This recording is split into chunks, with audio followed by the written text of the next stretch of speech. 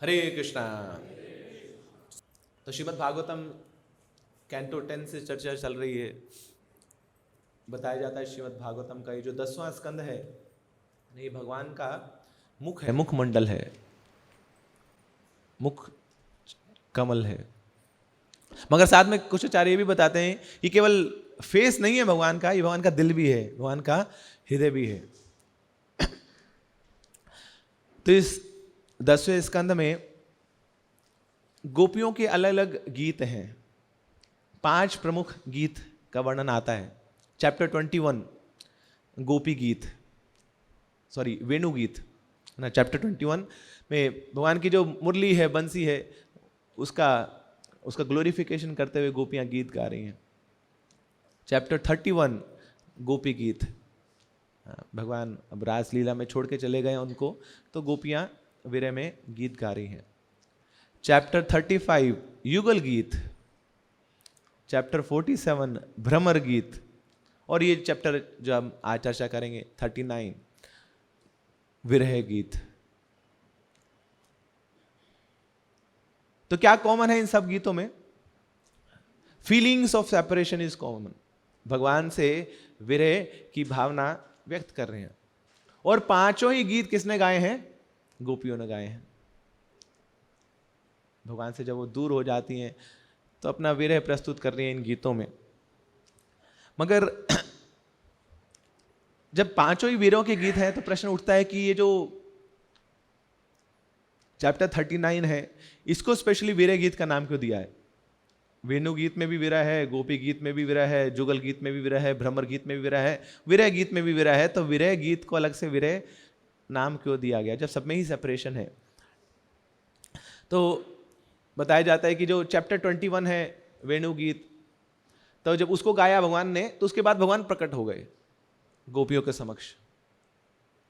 Chapter 31 गोपी गीत जब गाया गोपियों ने तो फिर भगवान उनके सामने प्रकट हो गए पुनः से। चैप्टर 35 में जब जुगल गीत गाया गोपियों ने, कि जब भगवान चले जाते थे जंगल में अपने गोपों के साथ तो गोपियां विरह महसूस करती थी, तो उसमें गीत गा रही हैं। तो उसके बाद भी भगवान प्रकट हुए। चैप्टर 47 में जब भ्रमर गीत गा रहे हैं गोपियां, तो भंवरा आता है ना, उस भंवरे को गोपियां चेस्टाइज कर रही हैं। मगर वो भंवरा कौन हमारे आचार्य बताते हैं? वो भंवरा स्वयं भगवान ही है। मथुरा से चल के आए हैं वृंदावन श्रीमती राधा रानी के वचनों को सुनने के लिए। तो इन 4 गीतों में भगवान साक्षात प्रकट हो जाते हैं गोपियों के समक्ष। मगर अभी जो दृष्टांत चल रहा है, जब अक्रूर जी लेने आए हैं कृष्ण और बलराम को कि चलिए मथुरा चलिए, कंस का आवेदन है, सब मथुरा ब्रजवासियों को बुलाया उन्होंने, कृष्ण बलराम को भी बुलाया है। तो जब ये सुनती हैं गोपियां तो जान जाते हैं कि अब ठाकुर जी जाने वाले हैं और वापस आने वाले नहीं हैं। ये बहुत बड़ी वाली गोली दे रहे हैं हमें, पता नहीं वापस आए हैं कि नहीं। तो ये जो विरह का भाव आता है बड़ा ही तीव्र भाव है। Sewer pangs of separation gopis feel now. और उनका जो विरह का भाव है वो पूरे एकदम जेनिथ पे है इस समय। तो उस विरह की अग्नि में जल रही हैं गोपियां।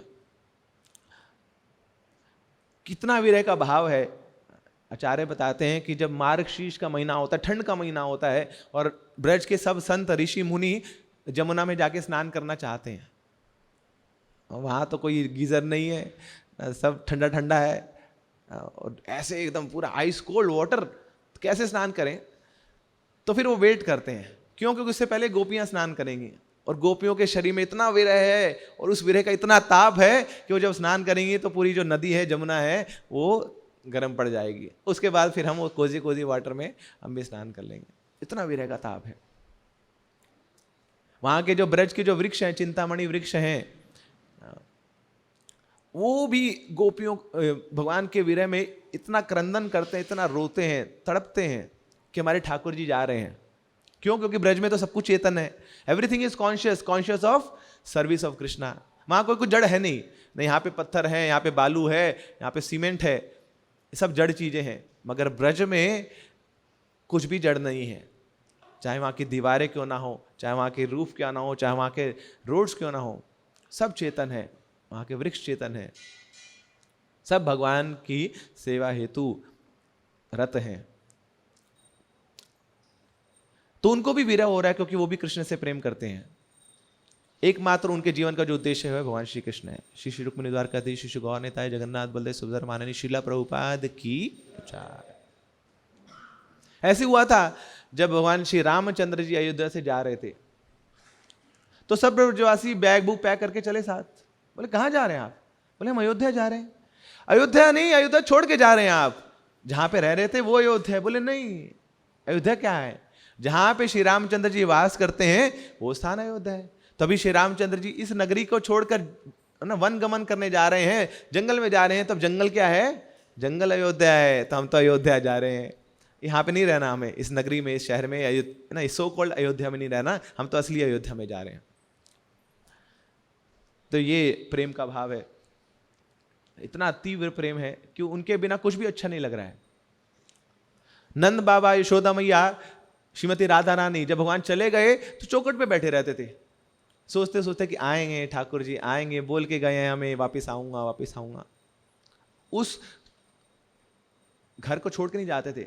किसी ने आके समझाया, बोले एक घर में रहेंगे ना मानसिक बीमारी हो जाएगी आपको, बाहर निकलिए, थोड़ा जाके देखिए, ठंडी हवा में बाहर निकलिए, थोड़े वहाँ पेड़ों को देखिए, थोड़े जमुना को देखिए, थोड़े गोवर्धन को जाके देखिए। बोले वहां जाते हैं तो हमारा मन बहलता नहीं है, हमारा मन और ज्यादा उत्तेजित हो जाता है, क्योंकि वहां जब भी देखते हैं तो कृष्ण का स्मरण होता है। इसी जमुना में कृष्ण खेलते थे, इसी गोवर्धन की गुफाओं में कृष्ण खेलते थे, इसी पेड़ों पे लटकते थे, वो हर जगह कृष्ण का स्मरण होता है। हम कहाँ जाएं कृष्ण को भुलाने के लिए? जहां जाते हैं कृष्ण का स्मरण और बढ़ता जाता है। यही हुआ था हदाई पंडित के साथ, नित्यानंद प्रभु के जो पिताजी हैं। तो हदाई पंडित पद्मावती के घर में जब एक ब्राह्मण आया था तो खूब आवभगत करी उस ब्राह्मण की, मगर जाते आते ब्राह्मण ने से पूछ लिया उन्होंने कि कुछ इच्छा है ब्राह्मण देवता आपकी? बोले हाँ एक इच्छा है, मुझे जाना है तीर्थाटन करने के लिए, मगर मैं बूढ़ा हो चला हूँ, अकेले नहीं जा पाऊंगा, तो कोई साथी दे दो। बोले बताइए? बोले आपका भी बच्चा है ना ये नित्यानंद, ये निताई, ये दे दो। ऐसे वज्रपात हुआ ना, साक्षात बलराम जी जिसके घर में पल रहे हो उससे मांग लिया जाए कि बोले दे दो, इसको दान में दे दो।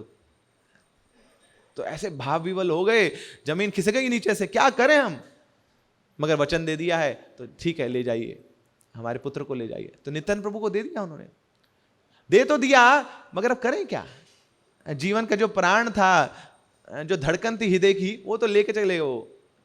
तो एक घर में पड़े पड़े रोते थे, क्रंदन करते थे, कहीं जाना छोड़ दिया, हर जगह नित्यानंद की याद आती थी। फिर उन्होंने प्राण त्याग दिया। उन्होंने के छोड़िए, पूरा जो एक चक्र धाम के वासी थे सबने एक चक्र को छोड़ दिया। बोले यहां रह के तो हम जी नहीं पाएंगे इस नित्याई की याद में, पल पल स्मरण होता रहता है नित्यानंद का, यहां नहीं रहना हमें। नित्यानंद यहां से जा चुके हैं तो हमारा भी यहां पे कुछ औचित्य नहीं है, हम भी इस जगह को छोड़कर हम भी जा रहे हैं। ऐसी ब्रज के पेड़ क्रंदन करते हैं, रोते हैं।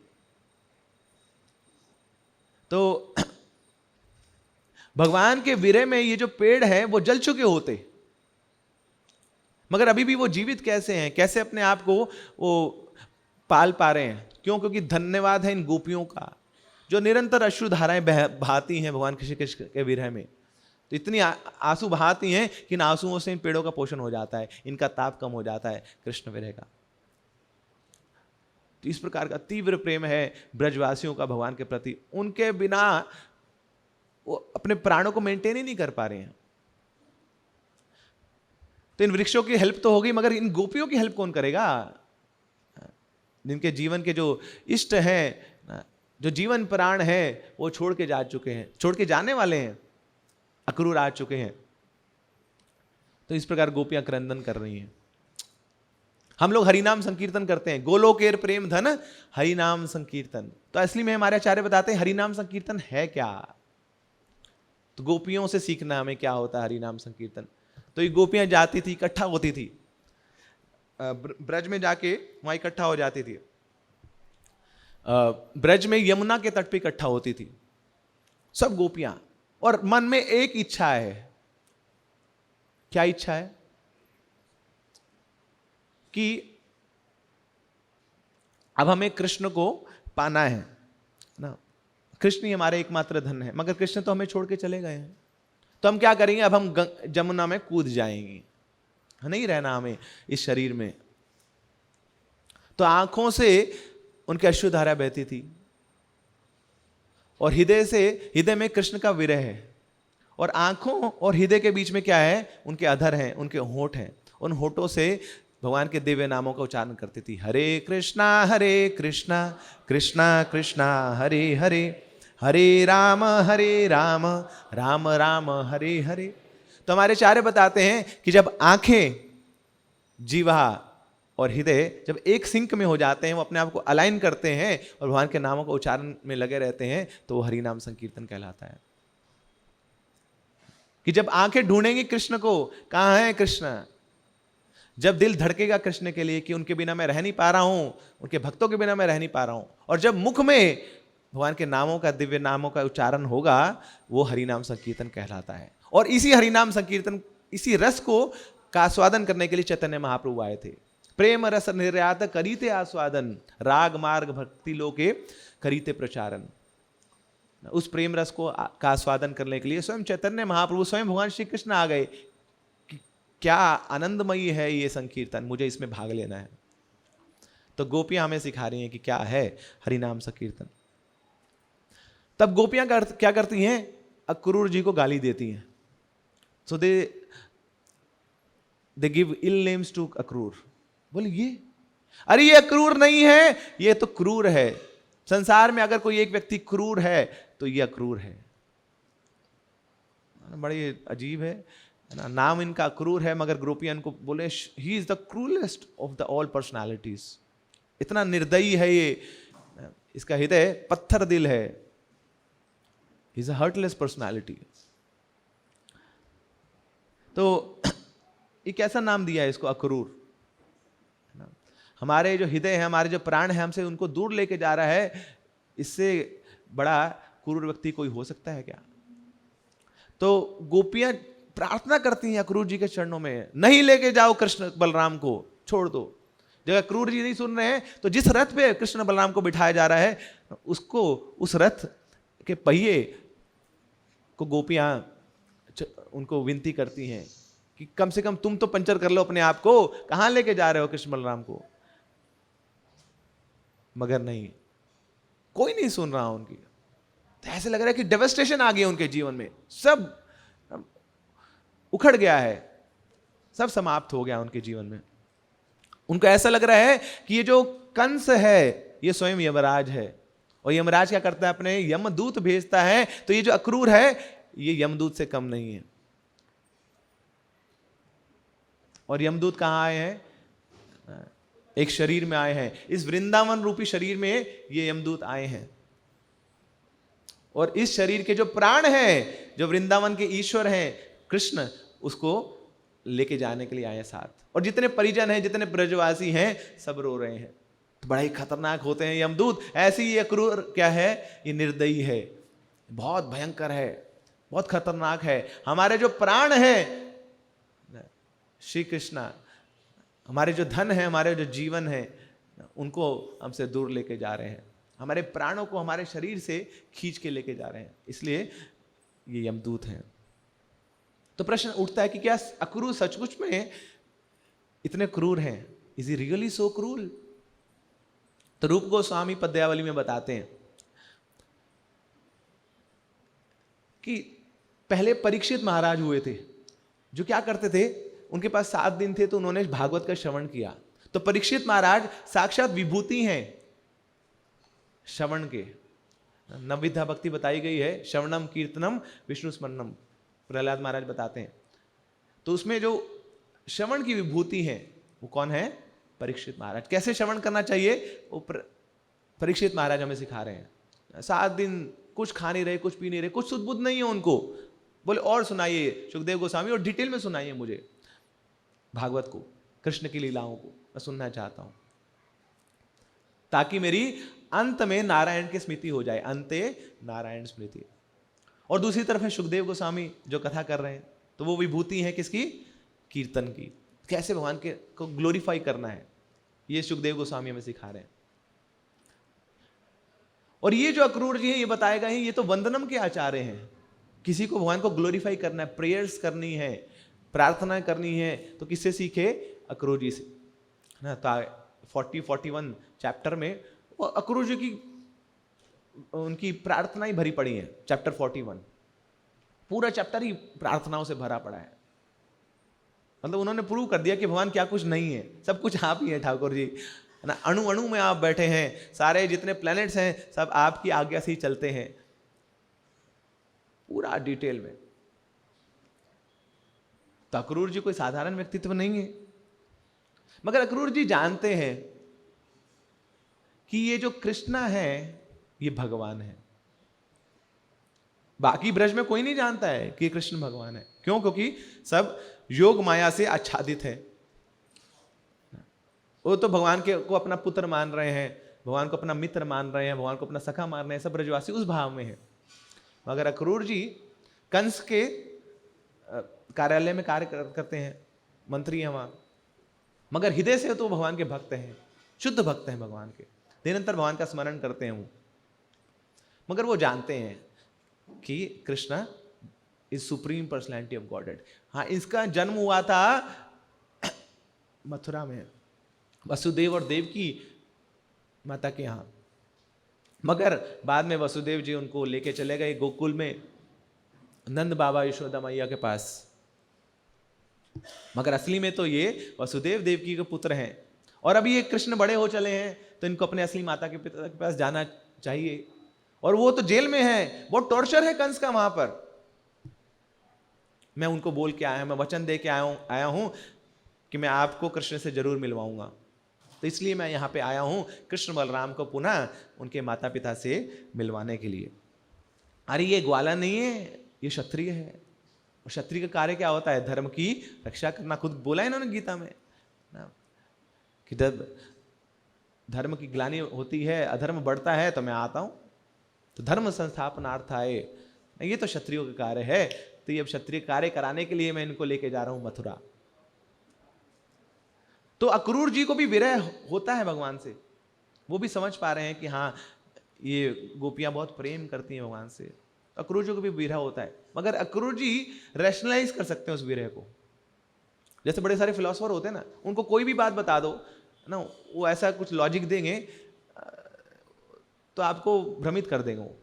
तो ऐसे अक्रूर जी भी, हाँ भगवान जा रहे हैं वृंदावन छोड़ के, मगर हाँ जा तो रहे, मगर कार्य है ना उनका कुछ और, इसलिए जा रहे हैं वो जो कार्य है वो इससे ऊपर का कार्य है, हायर पर्पस है वो। अक्रूर जी ये रैशनलाइज कर सकते हैं, अरे भगवान कहाँ छोड़ के जाएंगे किसी को, भगवान तो हर जगह है। अंडा अंतरस्थम परमाणु चय अंतरस्थम, भई नरसिंहा हृदय नरसिंहा, बाहर भी भगवान है, अंदर भी भगवान है ना, ये पूरे सर्वत्र व्याप्त है भगवान, छोटे छोटे अणु में भी है भगवान, तो हर जगह है भगवान। कहाँ नहीं है भगवान? तो भगवान कहाँ जा सकते हैं? भगवान से विरह कैसे हो सकता है? तो अक्रूर जी इस प्रकार अपने आप को वो रैशनलाइज कर लेते हैं। मगर गोपियों को ये समझ नहीं आता है कि हर जगह भगवान। बोले नहीं, हमें तो सामने चाहिए भगवान, साक्षात दर्शन करना है हमें उन्हें। कहाँ अणु की बातें कर रहे हो, कहाँ अजीब अजीब सी बातें कर रहे हो। तो गोपियों को ईशोपनिषद समझ नहीं आता है ना, कि ईशोपनिषद में इतनी डिटेल बताई कहाँ कहाँ है भगवान। बोले नहीं, हमें तो सामने दे दो, दिखा सकते हो भगवान तो दिखाओ, वही चाहिए हमें। So they are not ready to settle with anything less than Krishna. हमें तो वही रूप देखना है कृष्ण का। कौन सा रूप? बरहा पीड़म नटवर वपु कर्णयो कर्णिकारम बिभ्रदवास कनक कपिशम वैजयंतीम जमालाम रंध्राण वेणु अधर सुधया अपूर्यन गोपविंदय वृंदारण्यम स्वपदर्मणम पूर्यन गोपवृंदय। तो वो कृष्ण चाहिए हमें, जिन्होंने जो मोर मुकुट धारी हैं, जो पीताम्बर वस्त्र धारी हैं, जिनके हाथ में वेणु है ना, उस वेणु का वो वादन करते हैं और सबको मोहित कर लेते हैं। तो ऐसे ये उन कृष्ण का हमें दर्शन करना है, इसके अलावा कुछ और हमें सूझता नहीं है।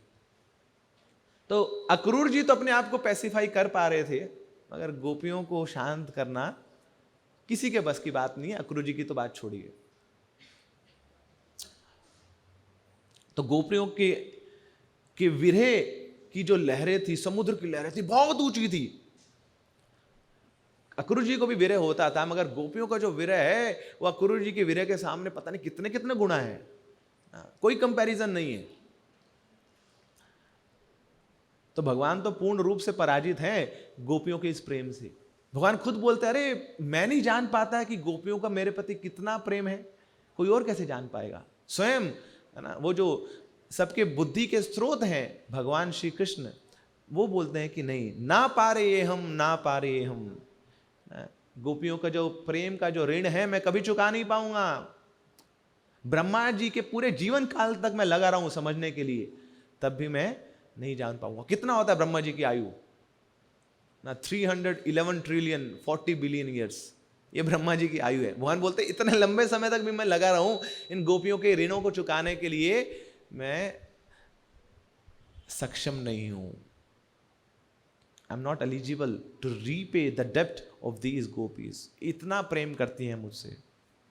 फिर भगवान सोचते हैं, बोले ठीक है, ऋण तो नहीं चुका पाऊंगा, मगर आप जो मेरी सेवा कर रहे हो, यही मेरा आपके प्रति मेरा रेसिप्रोकेशन है। आप मेरी सेवा में लगे रहिए, यही आपको आनंद प्रदान करता है, यही आपको खुशी प्रदान करता है, तो ठीक है, आप इस सेवा में लगे रहिए।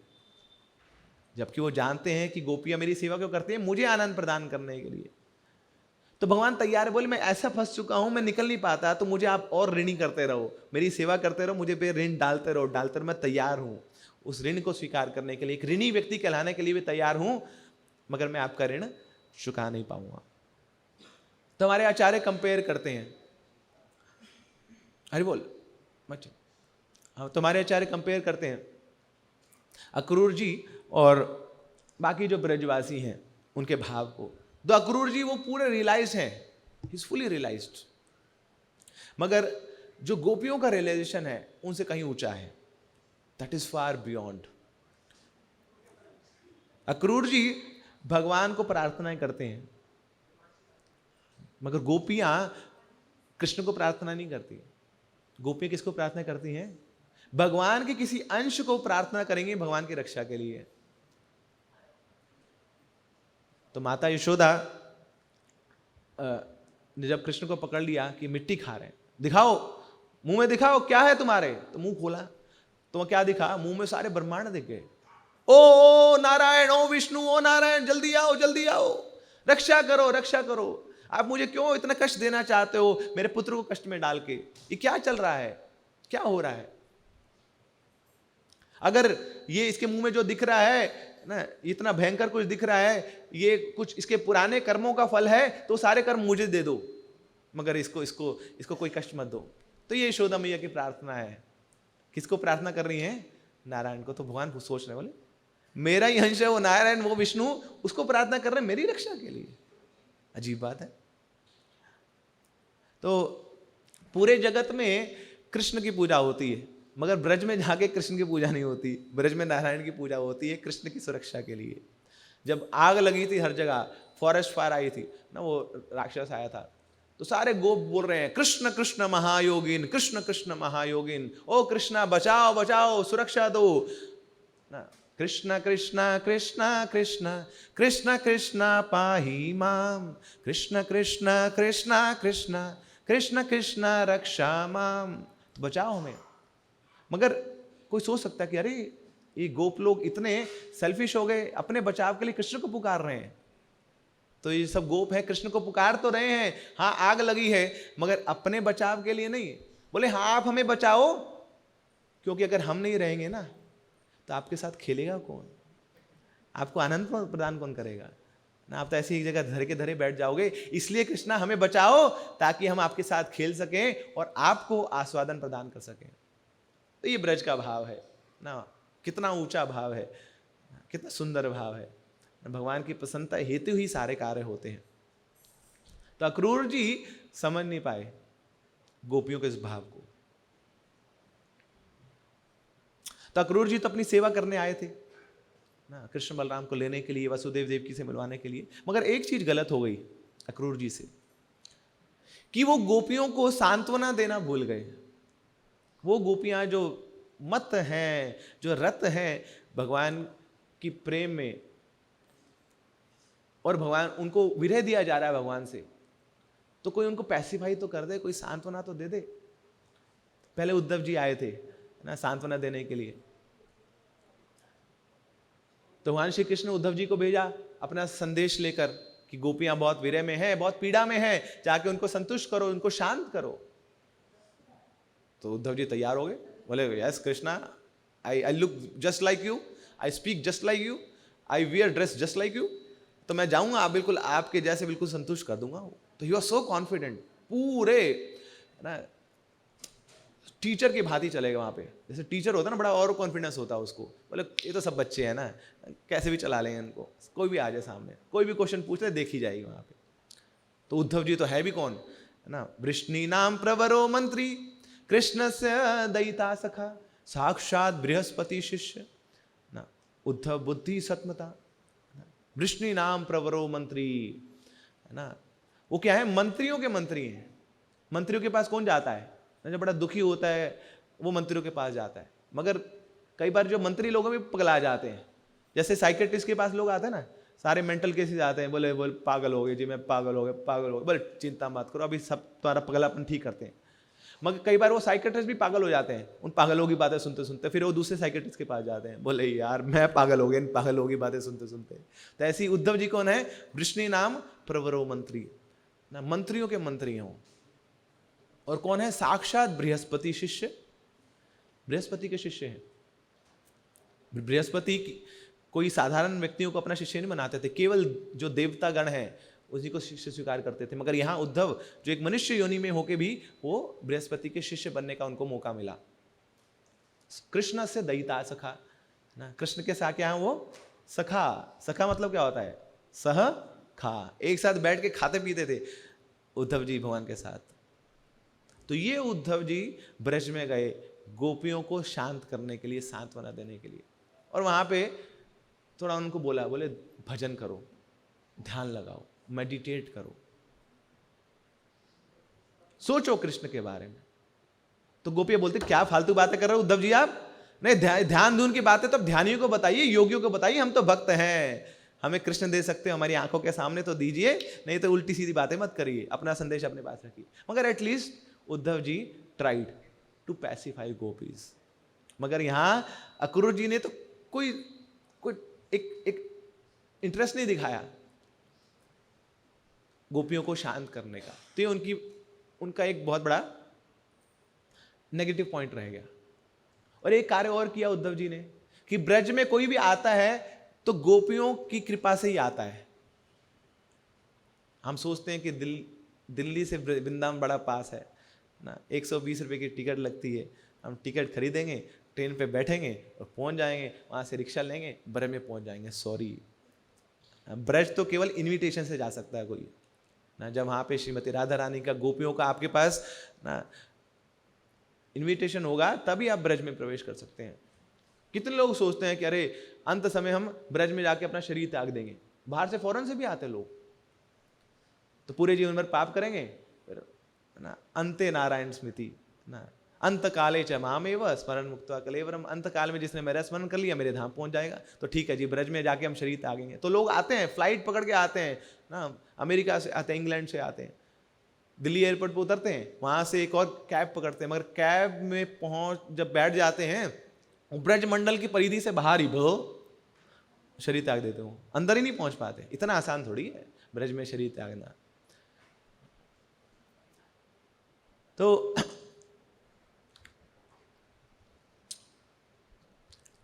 क्या चर्चा कर रहे थे हम,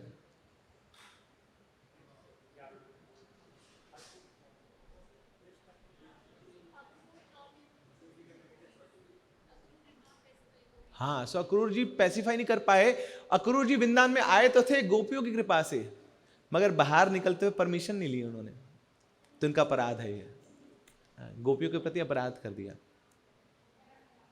जैसे ही ब्रज में आप प्रवेश करें तो सबसे पहले क्या करना चाहिए, उस ब्रज भूमि को धन्यवाद देना चाहिए, वहाँ के जो ब्रजवासी धन्यवाद देना चाहिए कि आपकी कृपा से मैं ब्रज में प्रवेश किया। और जब बाहर निकले ऐसे नहीं जी बोले जी छुट्टी खत्म हो गई, परसों कल स्कूल ना, हमें अपना ऑफिस जाना है, बाय बाय, बहुत मजा आया जी हम निकल रहे हैं, नहीं, जाते समय भी फिर दोबारा से प्रणाम करिए उस ब्रज भूमि को, ब्रजवासियों को, कि हाँ आपने मुझे मौका दिया और अगली बार पुनः मौका दीजिएगा, अभी मुझे इजाज़त दीजिए, बाकी और ड्यूटीज़ भी हैं, शुद्ध भक्त तो मैं हूँ नहीं, दिल्ली में भी सेवा करनी है, तो आज्ञा दीजिए। तो उनकी अनुमति से फिर निकलना चाहिए बाहर। मगर उद्धव जी आ तो गए, मगर निकले क्या, बिना किसी अनुमति के, तो अपराध हो गया। इसी अपराध के कारण आगे चल के अक्रूर जी फंस गए। श्यामंतक मणि वाला जो इंसिडेंट हुआ ना, जो ज्वेल था सत्यजीत का, वो चुरा लिया गया, तो बाद में जाके वो ज्वेल किसके पास दे दिया, अक्रूर जी के पास, तो वो पकड़े गए वो। तो भगवान ने जाके बोला, डिक्लेयर किया, बोला अक्रूर जी सबको बता दो कि आपने चुराया, आपके पास है ये। तो कहीं उनका लेना देना नहीं था पूरे उसमें, मगर फंस गए, क्यों, क्योंकि अपराध किया था। तो इस प्रकार अक्रूर जी कभी समझ नहीं पाए गोपियों के भाव को, और गोपियां कभी समझ नहीं पाई अक्रूर जी को, इसलिए गाली निकाल रही हैं कि कौन हो आप, अक्रूर हो, आप क्रूर नहीं हो, आप बड़े क्रूर हो, you are ruthless, you are heartless, पत्थर दिल है आपका।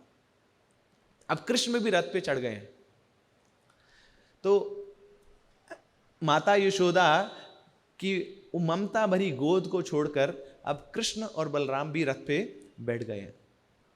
अब गोपियां बोलती हैं, अरे ये कृष्ण, ये भी पत्थर दिल है। मगर वो गोपियां कृष्ण को गाली नहीं निकाल रही हैं, भगवान को गाली नहीं निकाल रही हैं। किसको गाली निकाल रही हैं, भगवान के माध्यम से बताना चाह रही हैं कि ये जो अक्रूर है ना, ये इतना पत्थर दिल है, ये वृंदावन में आया था, क्रूरता लेके आया था अपने हृदय में, और सब ब्रज में इसने फैला दी क्रूरता, सब ब्रजवासी कितने क्रूर हो गए हैं। तो गोपियां तो जानती हैं कि भगवान तो बहुत कोमल है, उनका हृदय बड़ा कोमल है, बड़ा निर्मल है। भगवान जब पेड़ की छांव में बैठे होते हैं तो ऊपर से एक पत्ता गिरता है और उनके हाथ पे गिरता है, तो गोपियां दिखती है कि वो पत्ते का निशान भी छप जाता है ना, इतना इंप्रेशन डाल देता है, इतने कोमल है भगवान। अब जिसका स्किन इतनी कोमल है, उसका चेहरा सोचिए कितना कोमल होगा, और जिसका चेहरा इतना कोमल है, उसका हृदय सोचिए कितना कोमल होगा। तो भगवान कभी ऐसे निर्दयी हो सकते हैं? नहीं ना। निर्दयी कौन है? ये जो अक्रूर है, he is very heartless, he is very cruel. अरे ये भगवान का दिल तो हमारे लिए दुखता है, गोपियां बोल रही हैं, वो तो हमारे लिए बिके हुए हैं। व्रज जनार्तिहान वीर योषिता निज जना स्मया ध्वंसना स्मिता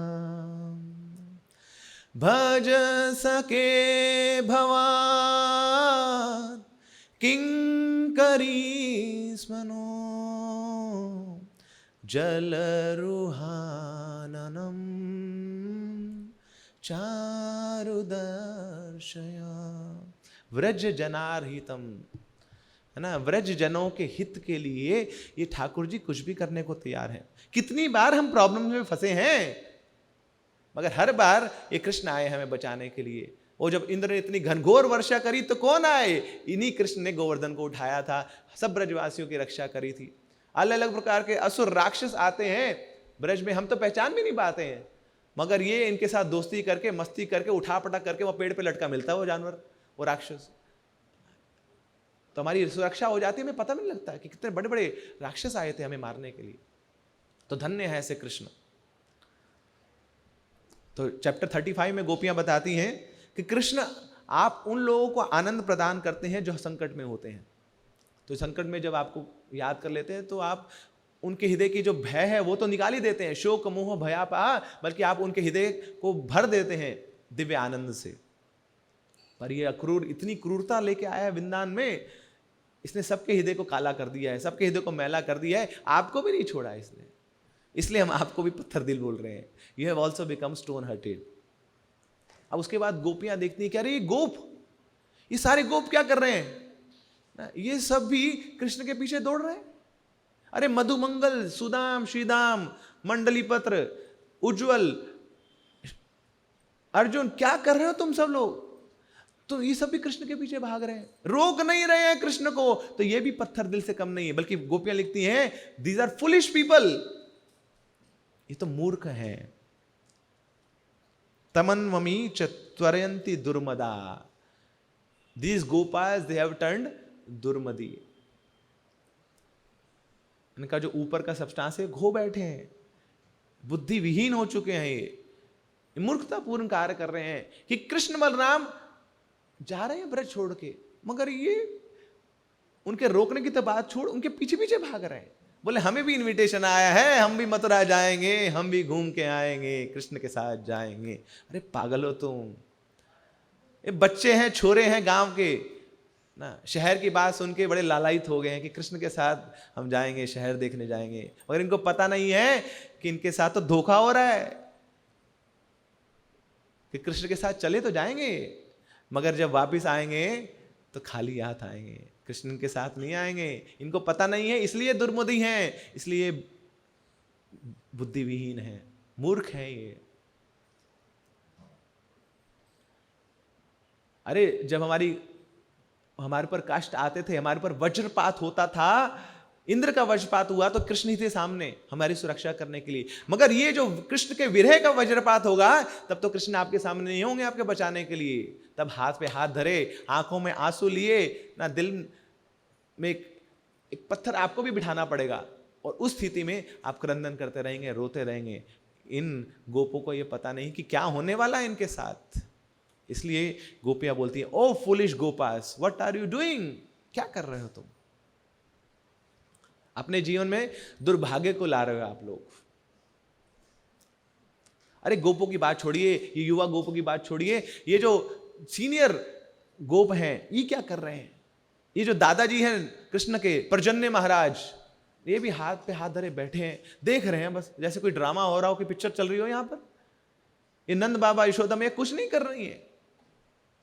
अरे कोई आओ, कुछ तो करो, रोको इनको, सब क्या देख रहे हो तुम।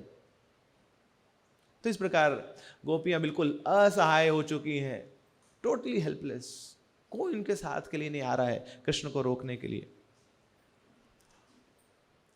गोपियां बोलती हैं, सब ऐसे लग रहा है कि सब परमात्मा बन गए हैं, जैसे हृदय में परमात्मा बैठे रहते हैं।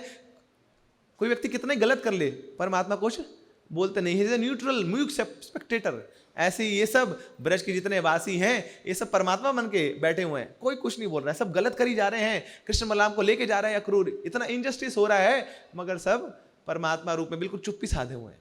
अरे कुछ तो बोलो। फिर उधर पूर्णमासी जो सीनियर मोस्ट है ब्रज में, जो मधुमंगल की दादी हैं, जो सांदीपनी मुनि की माता हैं, ये कुछ क्यों नहीं कर रही हैं। तो इस प्रकार जब गोपियां सरकाज़ में लगाती हैं, तो पूर्णमासी अपना जो भजन कुटीर है उससे बाहर निकलती हैं और वृंदा देवी से मिलने जाती है। तो रूप गोस्वामी बड़ा ही पोएटिक डिस्क्रिप्शन देते हैं। तो पूर्णमासी वृंदा देवी से बोलती हैं, ओ वृंदा, देखो रात का अंधेरा खत्म हो रहा है, ये जो चंद्रमा है ये शेर के समान है, मगर क्या बताऊं, ये जो शेर है ये मुरझाया हुआ शेर है, नहीं शेर दहाड़ नहीं रहा है, ये अपने बिल में गुफा हुआ, ऐसा लग रहा है कि इसको बहुत किसी से डर लग रहा है। अब शेर तो जंगल का राजा है, उसको किससे डर लग रहा है। तो फिर रूप गोस्वामी एक पोइटिक कैरेक्टर को उद्धृत करते हैं, बताते हैं कि इसको डर किससे लग रहा है, इसको शरभ जो राक्षस है उससे डर लग रहा है, शरभ दानव से। कौन होता है शरभ दानव? ये मिक्सचर है लॉयन का और एक पक्षी का, जिसके 4 हाथ, जिसके 4 मुंह हैं, 8 भुजाएं हैं, 8 हाथ हैं, एक वैली से दूसरी वैली में जंप लगा सकता, बड़ा ही खुखार दानव है ये। तो बेचारा शेर इससे डर के बैठा हुआ है। और ये शरभ दानव कौन है? ये है सूर्य। दिन कि रात का चंद्रमा जो सबको प्रकाश देता है, अब वो भी दुमदुमा के जाने वाला है, उसको भी डर लग रहा है क्योंकि सामने सूर्य आने वाला है, क्योंकि जब से ही सूर्य आएगा कृष्ण बलराम रथ पे बैठ के चले जाएंगे। तो ये जो चंद्रमा है वो भी बड़ा भयभीत है।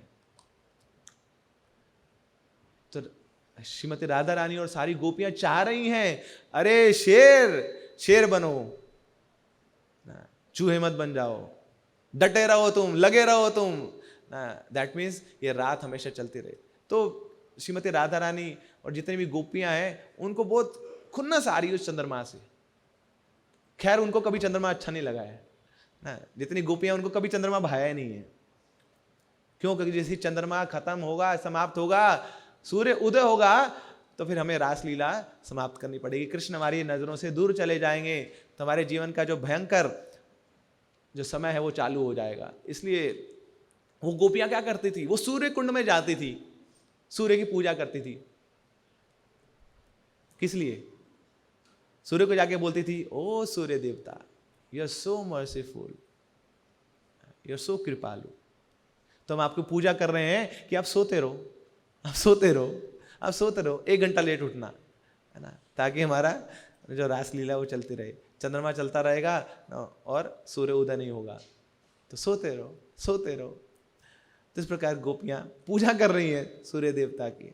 तो दे हेट मून दो दे लव ना this Krishna Chandra, so they like this moon like form of Krishna, but they hate this dagi moon.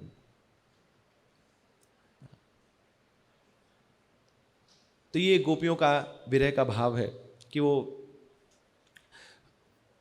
भगवान के जाने को स्वीकार नहीं कर पा रही हैं, सर दो नॉट इन गुड टर्म्स। तो पूर्णमासी देवी वृंदा देवी को इस प्रकार ये वचन बोल रही हैं। तो वृंदा देवी अब सुनती हैं तो भी घबरा जाती हैं। अब वृंदा देवी का कार्य क्या है? वो तो ब्रज में भगवान की लीलाओं की डायरेक्टर हैं।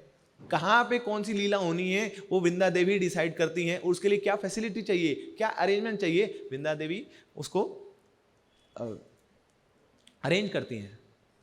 वृंदे नमस्ते चरणार विंदम, विश्वनाथ चक्रपाल लिखते हैं कि ऐसी वृंदा देवी को मैं प्रणाम करता हूँ, जिनके कारण ही ब्रज में ये सब लीलाएं चल रही हैं। तो वृंदा देवी के लाखों करोड़ों तोते हैं, उनके शुक हैं जो सारे इंफॉर्मेशन देते रहते हैं ब्रज में। इसलिए बताया जाता है ब्रज में जब जाएं तो बड़े सतर्क हो जाएं, कोई गलत कार्य मत करें वहां पर ना, कोई ब्रज के प्रति कोई हम अपराध ना कर दे, कोई वहां के ब्रजवासियों के प्रति अपराध ना कर दें। क्यों?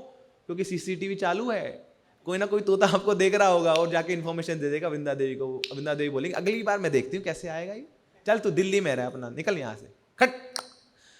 तो वृंदा देवी प्रवेश नहीं करने देगी हमें ब्रज में। तो वृंदा देवी बोलती है अरे अभी कृष्ण बलराम जा रहे हैं तो मैं ये फूलों को क्यों खिलाऊं ना, यहाँ पे जो मंद मंद हवा बहती है इसको क्यों बहाऊं, ये जो जमुना की लहरें बहती हैं, उफान भरती हैं, सब शांत हो जाएंगी। क्योंकि अब उनके जो इष्ट हैं वो कृष्ण बलराम है नहीं, तो किसको आनंद प्रदान करने के लिए ये सब मैं फैसिलिटीज अरेंज करूं। तो वो भी बड़ी मोरोज हो चुकी हैं, शी इज कंप्लीटली सैडन्ड। तब फिर पूर्णमासी थोड़ा उनको सांत्वना देते हुए उनका हाथ पकड़ के उनको लेके चलती हैं।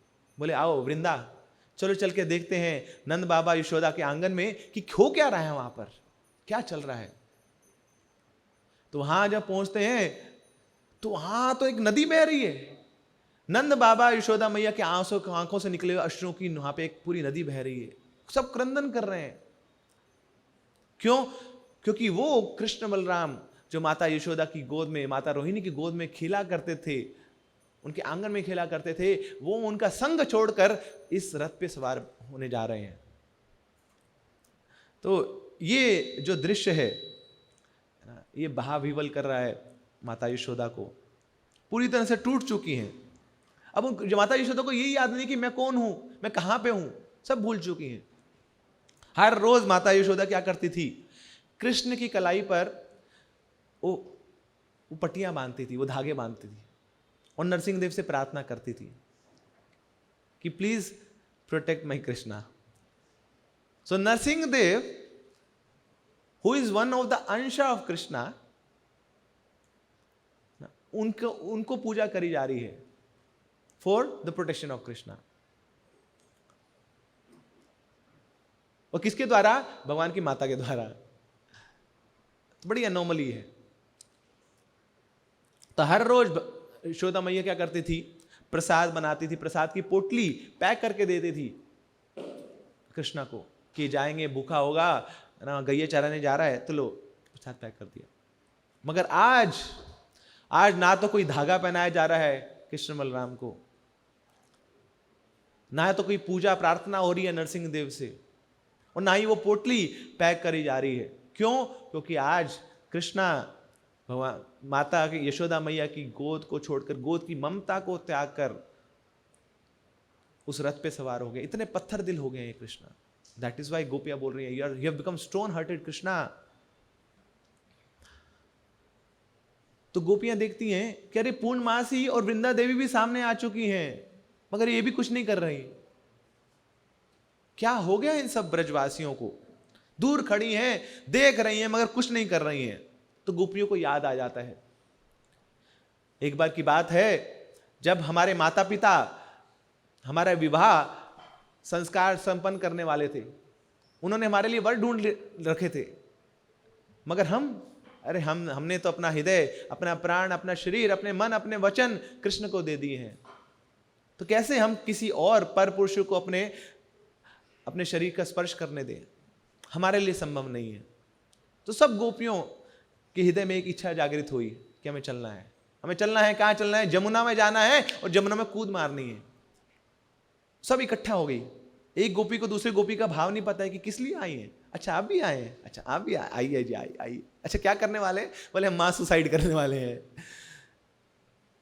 और सब कूद गई जमुना में। जब ये हुआ तो साक्षात जमुना देवी यहां प्रकट हो गई, पूर्णमासी देवी प्रकट हो गई, वृंदा देवी प्रकट हो गई। और क्या किया? उन गोपियों को बचा के लेके आई। और बोलते हैं क्या कर रहे हैं आप?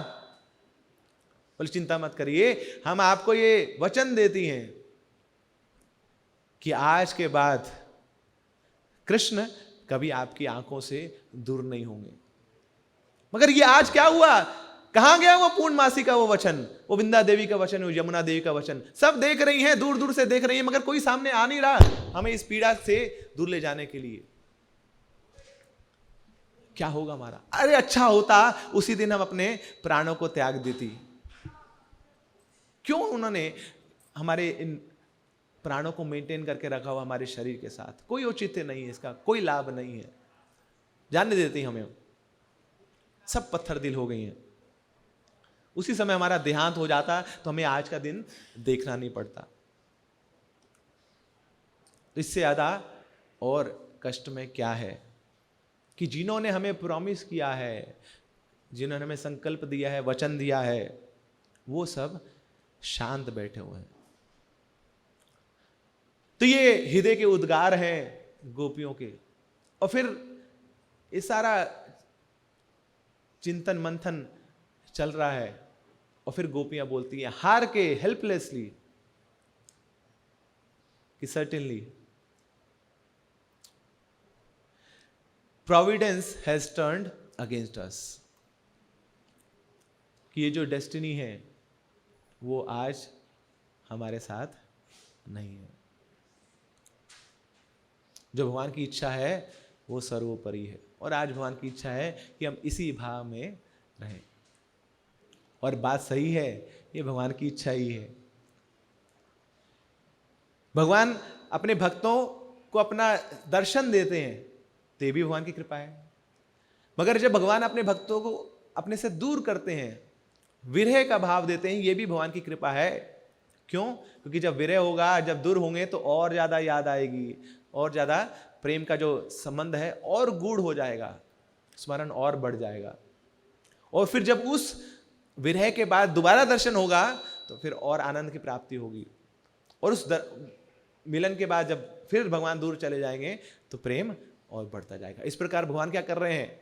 विरह देते हुए गोपियों की निर्भरता को भगवान पे और बढ़ा रहे हैं, गोपियों के प्रेम को और बढ़ा रहे हैं। And that pleases Krishna. भगवान चाहते हैं कि उनके जो भक्त हैं हमेशा उन पे निर्भर रहें। और क्योंकि भक्तों की इच्छा है कि वो ज्यादा से ज्यादा भगवान को आनंद प्रदान करें, इस प्रकार भगवान ये रचना करते हैं, विरह की रचना। तो ये हमारा परंपरा है, सर्विस इन सेपरेशन। तो ये जो भी दृष्टांत है हमारे वैष्णव सिद्धांत में बहुत एक इंपॉर्टेंट इसका एस्पेक्ट है, इंपॉर्टेंट रोल है। हम सब लोग आते हैं भक्ति में, हम शास्त्रों का अध्ययन करते हैं, हरि नाम का जप करते हैं, कुछ कुछ सेवा करते हैं, फिर हमें बताया जाता है कि नहीं, इससे नहीं चलेगा, एक गुरु का आश्रय ले लो।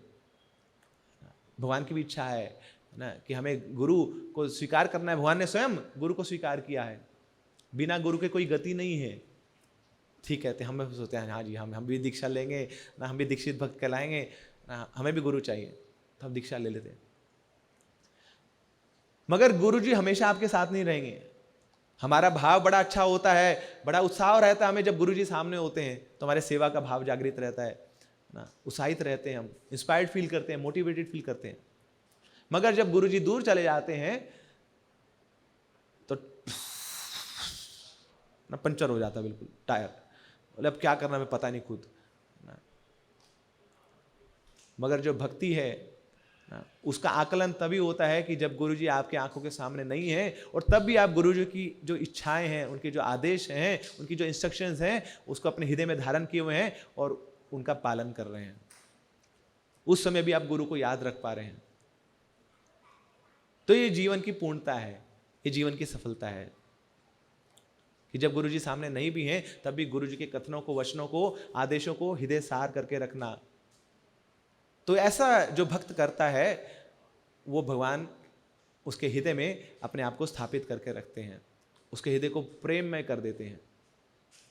वो कृष्ण प्रेम की बाढ़ आ जाती है उसके घर, उसके जीवन में,